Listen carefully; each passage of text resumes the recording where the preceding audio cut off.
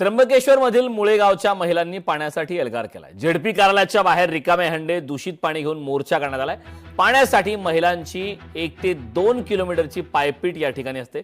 या आंदोलनाचा आढावा घेतला आमचे प्रतिनिधी महेश महाले यांनी।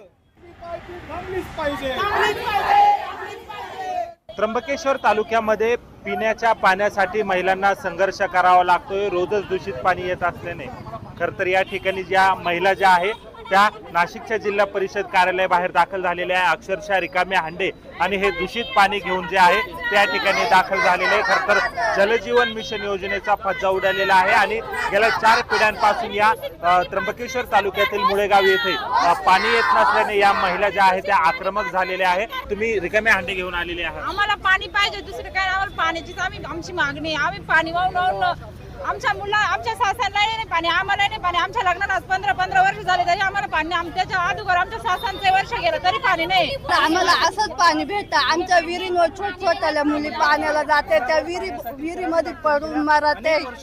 3-4 मूर्ती झाले विहिरीमध्ये, तरी आम्हाला आमच्या गावाला पाणीच नाही। आम्ही असंच पाणी पितोय दरवर्षी, पण उन्हाळ्यामध्ये। महिला अतिशय वैतागलेल्या आहेत। दररोज 4 तास त्यांचं जर आयुष्यातला पाण्यासाठी जात असेल तर या महिलांनी जगायचं कसं हा प्रश्न आहे। म्हणून आमची मागणी आहे की जर हे 4 दिवसामध्ये पाईपलाईन दुरुस्त झाली नाही तर आम्ही अमरवंत जिल्हा परिषदेमध्ये येऊन इथलंच पाणी आम्ही पिणार आणि इथंच आमचा ठिय्या मांडणार आहोत। हा निर्धार आज महिलांनी केलेला आहे।